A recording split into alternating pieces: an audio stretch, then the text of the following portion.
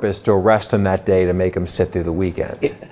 I mean, I've been seeing it for 30 years. Fox 8 legal analyst Joe Raspani says the video evidence shows the deputy gave a false statement in the affidavit. Well, you're not supposed to swear out an affidavit that you know not to be true. So if he's swearing out a false affidavit for a arrest warrant, that's not kosher.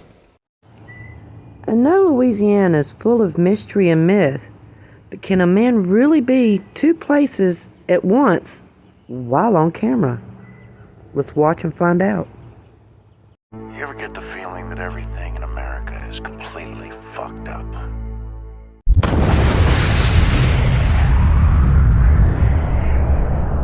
A Plaquemines Parish deputy appears to claim one man could be in two places at once, both at the scene of a crash and watching the Super Bowl. As we uncover in our new investigation, despite what appears to be clear video evidence in the case, the legal battle has dragged on for more than a year. A frequently sanctioned sheriff's deputy swore in an affidavit the person you see in this video is the same person you see here. It just so happens these images were taken at the exact same time of day, nearly 23 miles apart. I believe it was done maliciously. That deputy told a judge the picture you see now is high-quality video surveillance. Those claims help lead to Jared Folks being arrested, locked up in this cell for nearly 72 straight hours. No shower, no sunlight, little food. I was on concrete for 3 days, didn't get to brush my teeth. This story starts on Super Bowl Sunday 2022.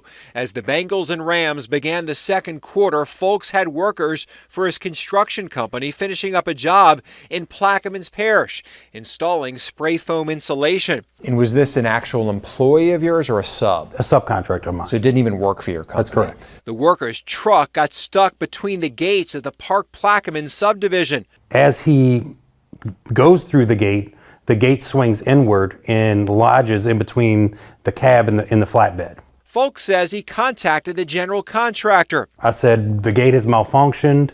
Do you have contact information for the homeowners association? That way we can reach out to him. And he said, I'm at a Super Bowl party. I have an email. I can send it to you in the morning. He said, basically free the truck and we'll contact the, homeowners association and get the repairs done to the truck. Folks says he emailed the homeowners association, but shortly after heard from a Plaquemines Parish sheriff's deputy, Vincenzo Sonato. I got a call. It was from a cell phone number, and I explained to him what happened. I explained to him I was watching the Super Bowl at home, and I explained the steps. I explained that I got the text message. I immediately contacted, the general contractor on the job, and I requested the HOA information. Folks says the deputy asked him to send him text messages. We got off the phone the first call, and I reached out to my attorney. He said, no, we're not going to send them, private text messages on this. You're the victim. Your company's truck is the victim. So at that point, he called back the following day, and he was pretty aggressive, and he said, I'll have you arrested for hit and run if you don't cooperate in this investigation. I said, well, listen, let me three-way in, my attorney, and that way, we could discuss it. At that point, he said, oh, you're uncooperative, hung up the phone. A few days later, Deputy Sonato secured this arrest warrant. Again, here's the video Plaquemines Parish is using to prove its case. They say this is Jared Folks and proves Jared Folks drove his work truck, adding the incident was captured in high-quality video surveillance. He even wrote Folks told him he was in a hurry to get home to watch the Super Bowl. Problem is, Folks said he never told the deputy that. Instead, Folks said he wasn't the driver, and he was actually in Kenner watching the Super Bowl at the time of the incident. Here's video of Folks in his office in Kenner. There's the timestamp. You can even see the Super Bowl playing in the right corner. Zoom in at 6:38, 1 minute after the incident. You can see Folks watching Matthew Stafford throw a touchdown to Cooper Kupp. The deputy certified under oath these facts are false and instead swore this person is Jared Folks. Is it clear to you that that's not your client? Without a doubt, it's a brown-skinned gentleman. I mean, it's darker skin. It's hard to tell from their video, but my client is almost 6 feet tall and he's bald. and this gentleman had dark hair, dark complected, and had a beard and a mustache. And again, they were both dark black. Yet the deputy swore your client was on the scene. Yes, sir. Well, let me back this up. He had to, because the crime of hit and run driving necessitates that somebody who committed that crime, that you know the driver of the vehicle that committed that crime. The investigating deputy, Vincenzo Sonato, has a history of misconduct on the job. In 2020 and 2021, he served 5 separate suspensions, totaling 7 days for violations on the job. In one case, he got into an argument with a supervisor. In another, drove 80 miles per hour in a 45 mile per hour zone during inclement weather, with the suspect in the back seat. And once, Sonato backed into a vehicle, then left without telling the owner or reporting the incident. Sonato's also lost his take-home car privileges multiple times, including once when he ran a red light, driving over 100 miles per hour without lights or sirens on the way to a call. Since 2020, he's had another 8 separate complaints that were unfounded or where he was exonerated, including 3 this year.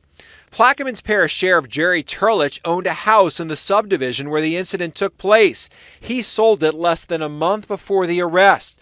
The Plaquemines Parrish Sheriff declined to comment, citing a pending case, but in response to the prior sanctions against Deputy Sonato, a spokesperson wrote they do not have any bearings in this investigation and do not put any questions into his competency or credibility as a deputy with PPSO.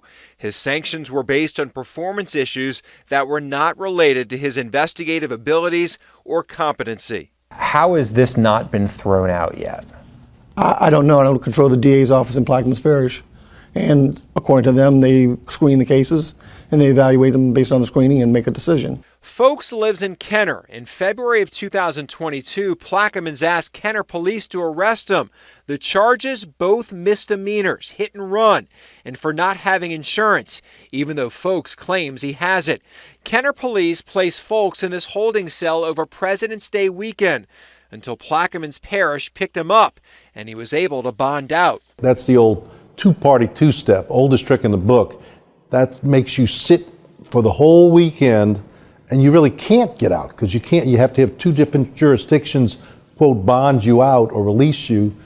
And so what they did was kind of dirty to this guy to make him sit for 2 or 3 days in jail. This is on purpose to arrest him that day to make him sit through the weekend.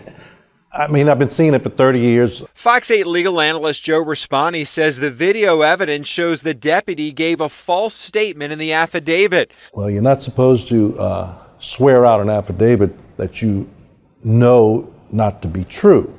So if he's swearing out a false affidavit for a arrest warrant, that's not kosher. I don't get why they would almost purposefully inculpate themselves into a bad allegation like that. If it clearly shows that he wasn't there. We emailed the DA's office for comment. At the time, they couldn't because of a pending case. But 3 weeks after we started asking questions, the DA's office dropped the charges. That same day, though, Folks was served with papers, a civil lawsuit brought by the subdivision. So I walked into the courtroom, was hoping to get the case dismissed. The case was dismissed, and I had an officer waiting there to serve me additional papers for damages. I definitely thought it was going to be behind me. The civil suit cites many of the false findings in the arrest warrant. Fox 8 legal analyst Joe Respani says the investigating officer Sonato should face his own investigation and possibly sanctions based on those false findings. Folks filed a federal lawsuit against the Plaquemines Parrish Sheriff and Deputy Sonato for false arrest and imprisonment, saying the facts in this case show the Plaquemines Parrish Sheriff had a reckless disregard for the truth. It's a major disruption to, my business, my daily life, and just also hanging over my head because at any point, they have the footage to show that it wasn't me. We reached out to the attorney for the Parks of Plaquemines Subdivision Homeowners Association. In a statement, Jacob Bro said our firm has had and has no involvement in the criminal matter and is unable to comment on such. As to the civil lawsuit, it was filed to preserve the property damage claim of the Park Homeowners Association for the costs of repair of its gate. To date, we have been provided nothing from Airtight Construction LLC or Mr. Folks. The spokesperson for the Plaquemines Parrish Sheriff's Office sent another response late this evening regarding Folks' arrest that says in part his refusal to cooperate in the investigation hindered his ability and responsibility as a business owner to mitigate the situation. Although the hit and run charges was dropped against Mr. Folks, this does not necessarily absolve his criminal involvement and culpability in this incident because it is a fact that it was Mr. Folks' company vehicle. That is still an ongoing investigation. In tonight's statement, though, the sheriff's office never addressed why they arrested and charged Folks, even though video evidence shows he wasn't at the scene of the alleged crime.